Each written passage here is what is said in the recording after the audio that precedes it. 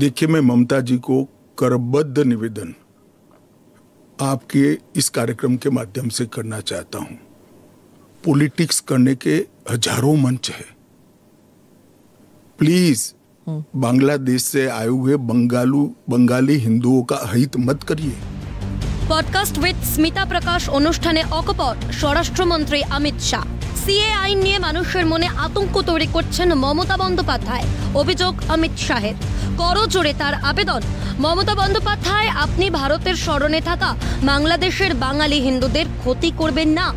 রাজনীতি করার অনেক বিষয় আছে। বাংলাদেশ থেকে বিতাড়িত হয়ে ভারতে আসা হিন্দু বাঙালিদের নাগরিকত্ব দিতে এই আইন। এভাবেই বাংলার মুখ্যমন্ত্রীকে বার্তা স্বরাষ্ট্রমন্ত্রী। তিনি বলেন, আমি মমতা বন্দ্যোপাধ্যায়কে চ্যালেঞ্জ করছি, উনি বলুক সিএ আইনের কোন ধারায় নাগরিকত্ব কারার কথা বলা আছে। হিন্দু মুসলমানদের মধ্যে বিভেদ তৈরি করে ভোট ব্যাংকের রাজনীতি করছেন। অনুপ্রবেশ রোধে বাংলা কেন্দ্রকে সাহায্য করছে না, দাবি অমিত শাহের। তুষ্টিকরণের রাজনীতি করে জাতীয় সুরক্ষার সঙ্গে আপোষ করলে মানুষ বেশি দিন আপনার সঙ্গে থাকবে না। এই মন্তব্য করে অমিত শাহের দাবি, বাংলায় বিজেপি সরকার আসছেই। ममता जी को मैं खुली चुनौती देता हूं, इस कानून की धारा में से किसी की नागरिकता छीनने की एक धारा वो बता दे सार्वजनिक रूप से। वो खौफ पैदा कर रही है, मगर वो दिन दूर नहीं है जी, वो दिन दूर नहीं है कि वहां पर भी भारतीय जनता पार्टी की सरकार आएगी और हम इसको कड़ाई से रोकेंगे। इसीलिए तो आपको चाणक्य कहते हैं पॉलिटिक्स।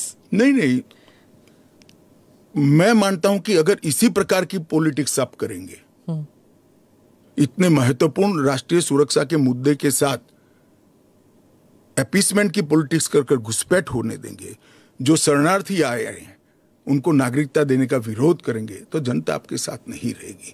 ममता जी को शरणार्थी और घुसपैठिए दो शब्द के बीच का अंतर ही मालूम नहीं है। শরণার্থী আর অনুপ্রবেশকারী এই দুই শব্দের ফারাক বোঝেন না মমতা বন্দ্যোপাধ্যায়। সিএএ কারো অধিকার কাড়লে তিনি জীবন দিয়ে রক্ষা করবেন, সম্প্রতি এই দাবি করেছেন বাংলার মুখ্যমন্ত্রী।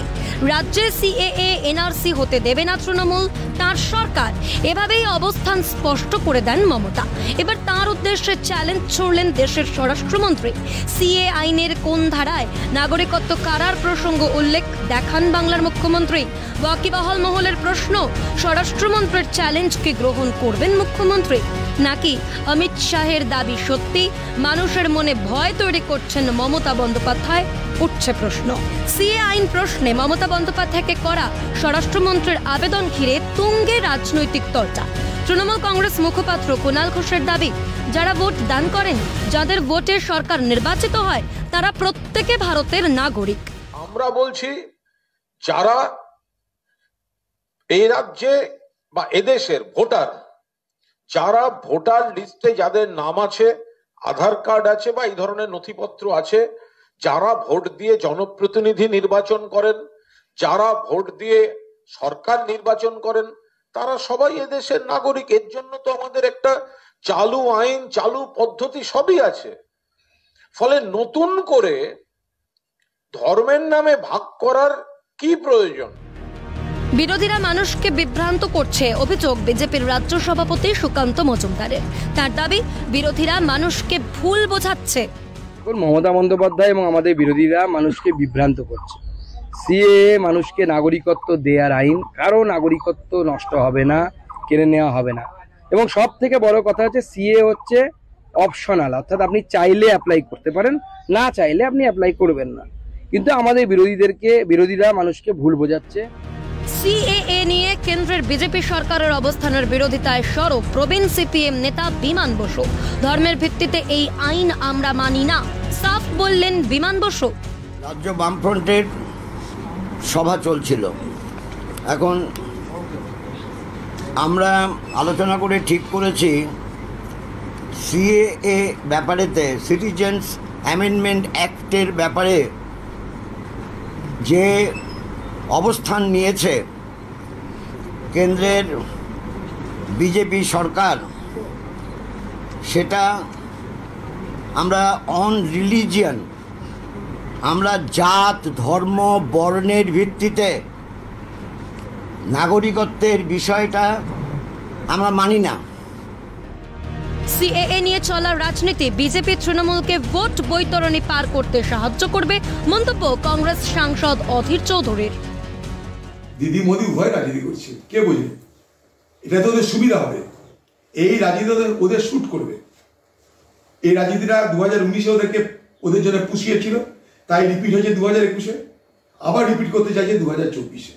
এবং এটা আমি আগেই বলে দিয়েছিলাম, এটা নতুন কিছু কথা না, এটা হওয়ার ছিল, হয়েছে। এটা ছাড়া ভোটটা হবে কি করে? এটা বাদ দিয়ে ভোট হবে কি করে? মোদি কি দিয়ে ভোট করবে? কি দিয়েছে মোদি দেশের লোককে? 2 কোটি চাকরি দেওয়ার কথা দিয়েছে, 15 লাখ প্রত্যেকের পকেটে ঢুকিয়ে দেওয়ার কথা দিয়েছে। কি দিয়েছে মোদি দেশের লোককে? তাই বিভ্রান্ত করো, নির্বাচনে যেত। দিদিকে এটা পুষাবে, কারণ দিদিও তাই করে। ক্যালকাটা নিউজ।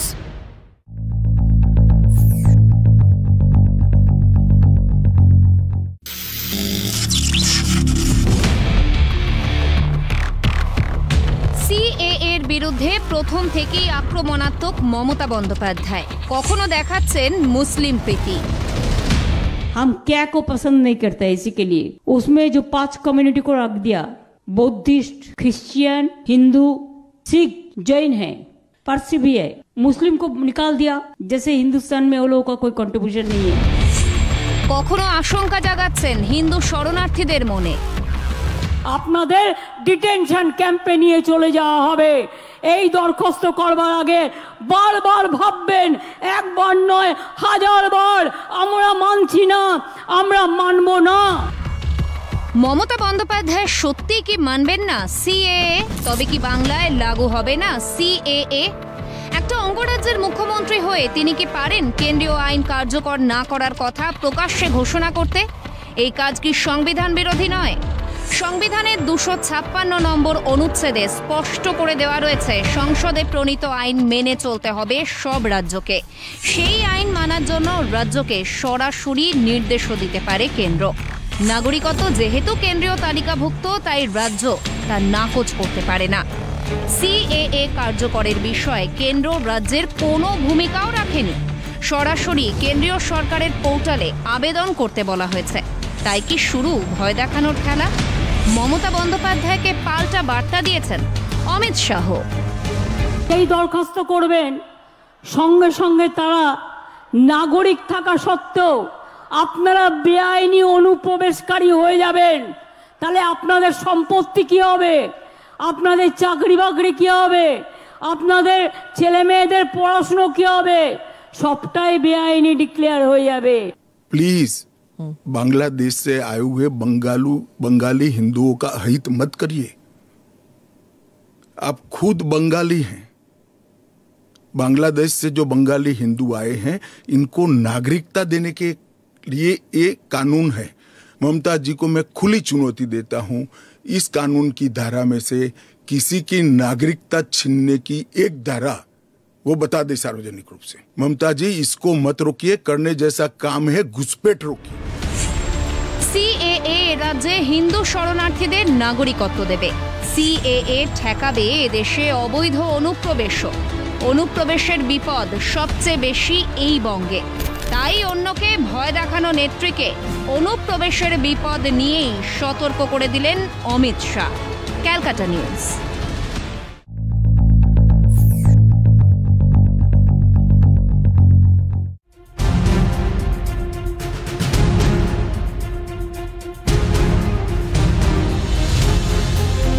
ধর্মের ভিত্তিতে দেশভাগের পরিণতি আজও ভুগছে ভারত। দেশভাগের দুঃসংবাদ কেড়ে নিয়েছিল অসংখ্য পরিবারের জমি, বাড়ি, সম্পত্তি। আতঙ্কে সাবেক পূর্ব পশ্চিম পাকিস্তান থেকে দলে দলে হিন্দু শরণার্থীরা সব ছেড়ে চলে আসেন ভারতে। বাংলাদেশ স্বাধীন হওয়ার পরও বহু মানুষ বাধ্য হন ভারতে এসে মাথা গুঁজতে। একে ধর্মীয় কারণ, তার ওপর উৎপীড়ন। সেই মানুষগুলোকে এদেশের নাগরিকত্ব দিতেই সিএএ প্রণয়ন মোদী সরকারের। সিএএতে বলা আছে 2014 সালের 31শে ডিসেম্বর পর্যন্ত পাকিস্তান, বাংলাদেশ এবং আফগানিস্তান থেকে ধর্মীয় কারণে নিপীড়িত হয়ে এদেশে আসা শরণার্থীদের দেওয়া হবে ভারতীয় নাগরিকত্ব। নাগরিকত্ব দেওয়া হবে ওই দেশগুলি থেকে আসা হিন্দু, শিখ, জৈন, বৌদ্ধ, পার্সি এবং খ্রিস্টান শরণার্থীদের। বলা হয়নি মুসলিমদের কথা। ক্ষুব্ধ মমতা বন্দ্যোপাধ্যায়। हम क्या को पसंद नहीं करते इसी के लिए उसमें जो 5 कम्युनिटी को रख दिया, बुद्धिस्ट, क्रिश्चियन, हिंदू, सिख, जैन है, पारसी भी है, मुस्लिम को निकाल दिया, जैसे हिंदुस्तान में वो लोगों का कोई कंट्रीब्यूशन नहीं है। অমিত শাহ বলছেন নাগরিকত্বের জন্য আবেদন করতে পারবেন ভারতীয় মুসলিমরাও। सिया अहमदिया वो तो छोड़िए, मुसलमान को भी अधिकार है यहाँ एप्लीकेशन करने का। हमारे संविधान ने रास्ता खोला है, वो एप्लीकेशन कर रेफ्यूजी के तौर पर। ना रेफ्यूजी के तौर पर नहीं, नागरिकता लेने के लिए अप्लाई कर सकते हैं। কিন্তু ধর্মীয় কারণে বাংলাদেশ, পাকিস্তান, আফগানিস্তানের সীমান্ত পার হয়ে এদেশে আসার প্রয়োজন নেই মুসলিমদের, কারণ ওই 3 দেশই ইসলাম রাষ্ট্র। ধর্মীয় কারণে সেখানে অত্যাচারিত বা নিপীড়িত হওয়ার কথা না মুসলিমদের, তাই সিএএতে রাখা হয়নি মুসলিমদের কথা, আছে ওই 3 দেশের সংখ্যালঘুদের কথা। वहाँ जो अल्पसंख्यक है उन लोगों पर ढेर सारे अत्याचार हो, धर्म परिवर्तन कराए जाए, इनकी महिलाओं को अपमानित किया जाए, वो माँ बहन बेटी के लिए वो शरण में आए भारत की, तो क्या उसको यहाँ नागरिकता का अधिकार नहीं है? 2011 সালের আদমশুমারি বলছে ভারতে মোট জনসংখ্যার 14.2% ছিল মুসলিম, 17.2 কোটি। এখন সেই সংখ্যা পৌঁছেছে আনুমানিক 19.7 কোটিতে। স্বাধীনতার পর থেকে ভারতে মোট জনসংখ্যার পাশাপাশি বেড়েছে মুসলিম জনসংখ্যাও। উল্টো দিকে বাংলাদেশে দিন দিন কমছে হিন্দু সহ সংখ্যালঘুদের সংখ্যা। স্বাধীনতার আগে 1951 সালে বাংলাদেশে হিন্দু ধর্মাবলম্বীরা ছিলেন মোট জনসংখ্যার 22%। কমতে কমতে তা এখন এসে ঠেকেছে 7.95%। তবু ছড়ানো হচ্ছে বিভ্রান্তি, শুধুই কি ভোট রাজনীতি? আপনি দরখাস্ত করবেন, আপনি অবৈধ নাগরিক হয়ে গেলেন, তার মানে আপনার কোনো অধিকার আর থাকবে না, আপনি ফরেনার্স হয়ে গেলেন। पॉलिटिक्स करने के हजारों मंच है, प्लीज बांग्लादेश से आए हुए बंगाली हिंदुओं का हित मत करिए, वो खौफ पैदा कर रही है, हिंदू और मुसलमानों के बीच में विखवाद कराना चाहती है, अपनी वोट बैंक का कंसोलिडेशन करना चाहती है। সিএএতে কি বিপদ আদতে তৃণমূলে? রাজনৈতিক অস্তিত্ব হারানোর ভয় পাচ্ছেন নেত্রী, তাই কি মুসলিম মনে বিভ্রান্তি ছড়ানো? তাই কি হিন্দু শরণার্থী মনে ভয় ধরানোর খেলা? ক্যালকাটা নিউজ।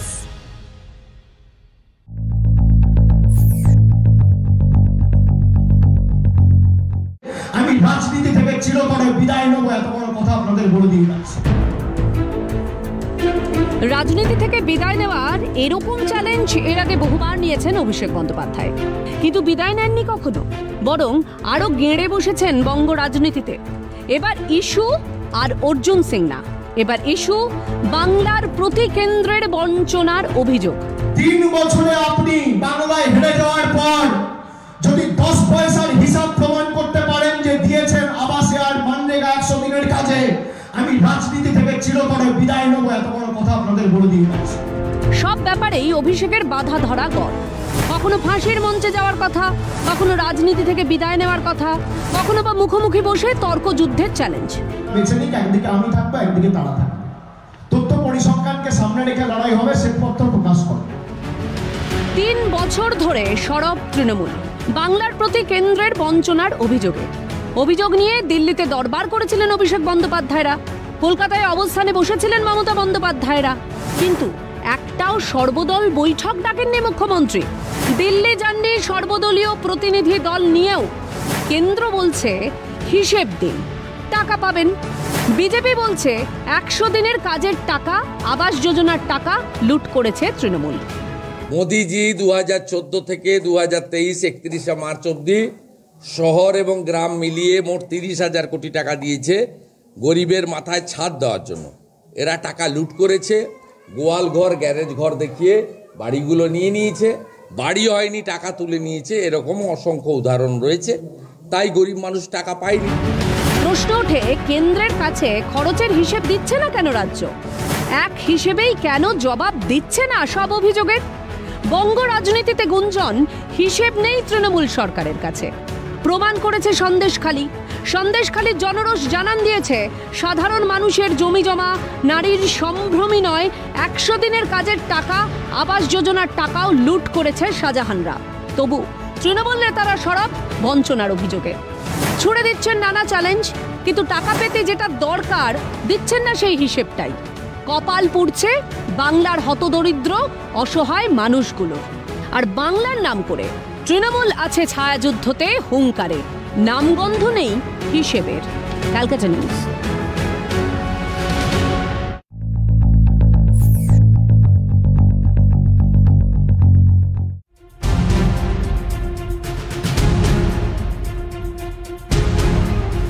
দেশব্যাপী এক দেশ এক ভোট লাগু করতে কমিটি তৈরি মোদী সরকারের। এই নীতি কার্যকর হলে লোকসভা ভোটের সঙ্গেই আয়োজিত হবে বিধানসভা ভোটগুলো। এক দেশ এক ভোট নীতি কার্যকর কমিটির প্রধান রামনাথ কোবিন্দ বৃহস্পতিবার রায়সিনা হিলে গিয়ে প্রস্তাবিত রিপোর্ট তুলে দিলেন মাননীয় রাষ্ট্রপতি দ্রৌপদী মুর্মুর হাতে। আইন কমিশনের সুপারিশ মেনে তৈরি হয়েছে 18,000 পাতার এই রিপোর্ট। হাই পাওয়ার কমিটির তরফে নেওয়া হয়েছে সব রাজনৈতিক দলের মতামত। যদিও কংগ্রেস এবং তৃণমূল এই নীতি কার্যকরের সমালোচনায় সরব। পাশাপাশি কমিটি বৈঠকে প্রতিনিধি পাঠিয়ে প্রতিবাদও জানিয়েছে তৃণমূল। সংবাদ মাধ্যমের সামনেও এই নীতি রূপায়ণে আপত্তির কথা তুলে ধরেন বাংলার মুখ্যমন্ত্রী। আইন কমিশন, রাজনৈতিক দল সহ দেশের বিশিষ্টজনের মতামত নিয়েছে হাই পাওয়ার কমিটি। বিজেপি বলছে লোকসভার সঙ্গে বিধানসভা ভোটগুলো আয়োজিত করলে বিপুল অর্থ সাশ্রয় হবে। সেই অর্থ নির্বাচনী প্রচার সহ সরকারি উন্নয়নমূলক কাজে ব্যবহার করা সম্ভব। পাল্টা বিরোধীদের দাবি বিধানসভা ভোটের সার্বভৌমত্ব ক্ষুণ্ণ হবে। লোকসভা ভোটের প্রচারে হারিয়ে যাবে বিধানসভা ভোটের জৌলুস। আঞ্চলিক দলগুলোর অস্তিত্ব বিপন্ন হওয়ার দাবিতেও সরব বিরোধী দলগুলো। তবে লোকসভা ভোট ঘোষণার আগে এক দেশ এক ভোট রিপোর্ট পেশ ঘিরে তুঙ্গে রাজনৈতিক তরজা। ইন্দ্রাণী দাশগুপ্তের রিপোর্ট, ক্যালকাটা নিউজ।